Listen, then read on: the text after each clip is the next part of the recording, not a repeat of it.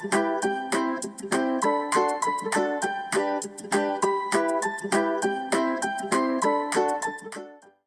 to see you again. Last time we were together, we talked about 3 kinds of touching. We talked about safe touch. Say it with me. Not safe touch. And unwanted, or a touch that you don't want. And remember, you get to choose on that one. Today we're going to talk about another kind of personal safety. And this is an important safety rule for everyone that you know in your life. They need to follow this rule. Okay? Check out the poster for it. So here's the safety rule that goes with this poster. It's called the touching rule. Here's how it goes. No one should touch your private body parts except to keep you clean and healthy. That's a safety rule. So let's kind of break down the safety rule a little bit, okay? Check out my poster. No one should touch your private body parts. Our private body parts are the parts of our body covered by a bathing suit front and back. Do you notice in my poster the girls have different private body parts covered than boys do? The girl has more parts covered because girls and boys have different private body parts. Yes, you're hearing me right. So let's talk about the safety rule. No one should touch your private body parts. No one means not another kid your age or younger, not any child, not a teenager, not a grown-up. No one should touch your private body parts. Do we all have private body parts? Yeah, we sure do. All right, put your hand on your chin. Is that a private body part? Nope. Your head? Nope. Your elbows? Nope. How about your knee? Nope. Toes? Those are body parts, and so are these, but these are what we refer to as our private body parts, the ones that are covered by a bathing suit front and back. I have a question for you. If your private body parts were covered or uncovered, would you still say they were your private body parts? Yes. Doesn't matter if they're covered or not, that area is your private body parts. So let's go back to the rule. No one should touch your private body parts except if they're keeping you clean and healthy. That's the only 2 times. Now in 2nd grade, you started to do a lot more things for yourself. But when you were younger, and maybe even now, if your parents help you while you're in the bathtub or the shower, get clean, they help you shampoo your hair or clean your body, then that's okay because it keeps you healthy. You may be doing it by yourself now, but you used to get help from a parent. What about when you were little, like 3 and 4, and you'd be in the bathroom at home? Hey, Mom or Dad, I need help wiping in here. Remember that? That was okay too because your parents were helping you stay clean. Any of you have a baby at your house? Raise your hand if you do. If you have a baby at your house, you know that babies get icky diapers, right? Icky diapers. And if a baby got an icky diaper, a grown-up would take the diaper off, clean the baby's private body parts, and put a clean diaper on, which would be okay. It would be helping to keep the baby clean. Sometimes we can hurt our private body parts, or something bothers us or itches or stings, and you might have to show a grown-up in that case, right? So that's the clean part. Here is the healthy part. Who is that guy right there? Yep, it's a doctor. That's the healthy part. Sometimes you go to a doctor. A kid's doctor is called a pediatrician. So sometimes you might go there if your head hurts, or you have a fever, or you got hurt, or you have a stomach ache. And sometimes the doctor will also check your height or your weight, or maybe he'll use a stethoscope to check your heartbeat or even check your vision. And sometimes a doctor might have to check your private body parts. That's the part that would be okay because he's checking them, or she's checking them, just to keep you healthy. Also, you should know when you're at the pediatrician's office, especially always when you're getting your private body part checked, Mom or Dad or Grandma and Grandpa, a trusted grown-up that lives with you, will be in the room with the doctor. So this is an important safety rule. No one should touch your, yes, private body parts, except to keep you clean and, yes, healthy. Super important safety rule. Everyone we know has to follow the same exact rule, okay? Now, I just said to you that no one should touch your private body parts. So here's another part of that rule. No one should ask you to touch their private body parts either. It's the same safety rule. You don't touch theirs, they don't touch yours, just for those two reasons of clean and healthy. That's all, okay? So that's a really important safety rule. There are 3 things that go with this rule that I want you to know.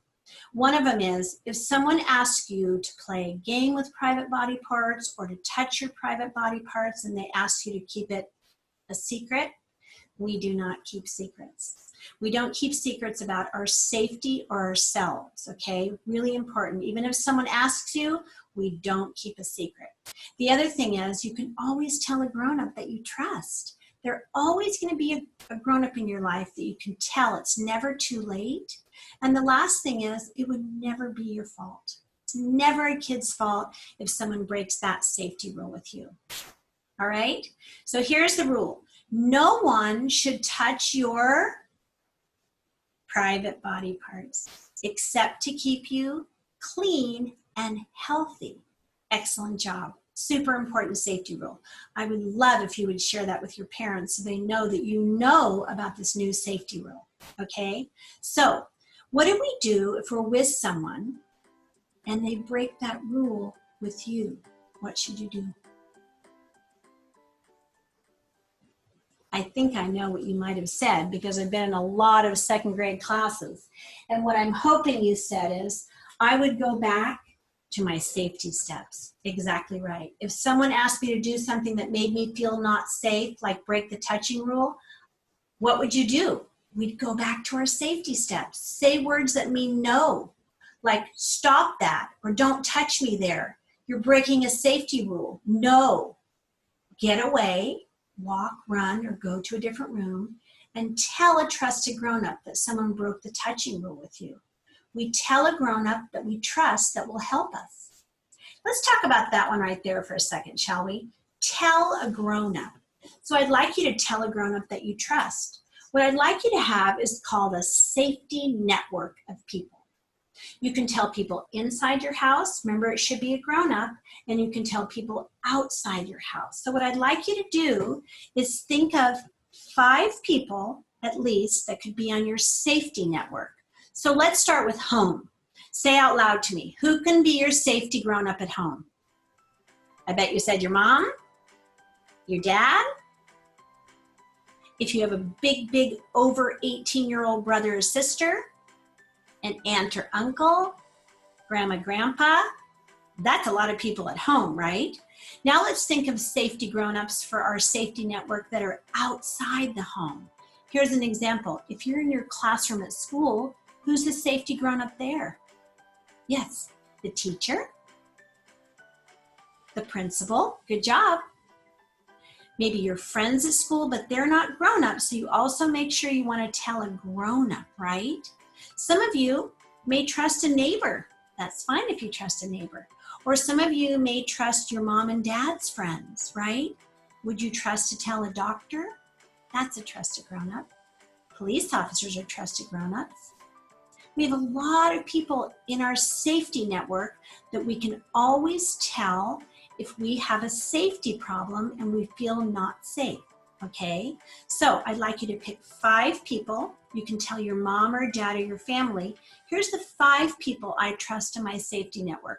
If you have a lot more, that's awesome. But I do want you to have 5, some inside the family, some outside the family.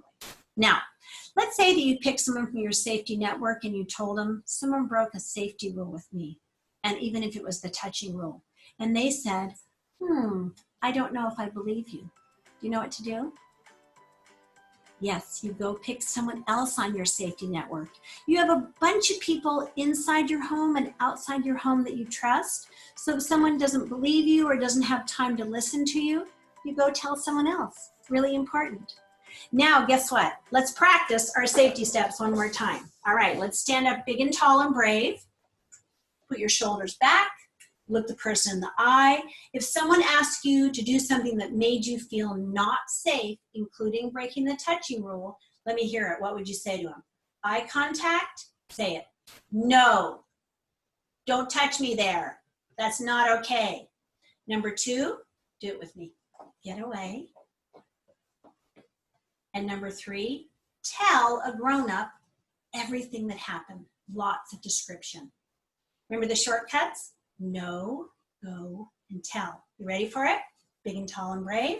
Someone asks you to do something not safe. No, go, and tell. Good job. As soon as you learn these safety steps, you are going to be so empowered to know what to do.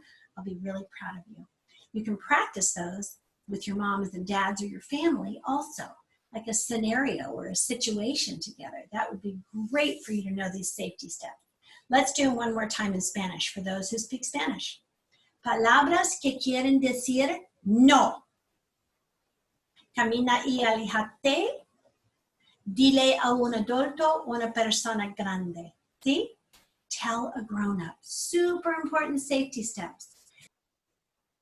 So as soon as you've learned all the stuff we talked about, there's letters that go home online for your moms and dads and your family to read everything we've talked about so you guys can have a talk about it together, or maybe you could even be the teacher. You know a lot about personal safety, and really important that you show, not just have your parents read, but you show them how you've learned to do the safety steps. They're going to be really proud of you because you know what to do, all right? So we finished with this personal safety lessons. I so love you being here. I really wish I could have been in your classroom with you, but at least I get to see you this way. And now you have a lot of personal safety skills and you know those safety steps. I will see you next time because I'm going to get back on and read a couple really good books that I never have a chance to read in 2nd grade about personal safety.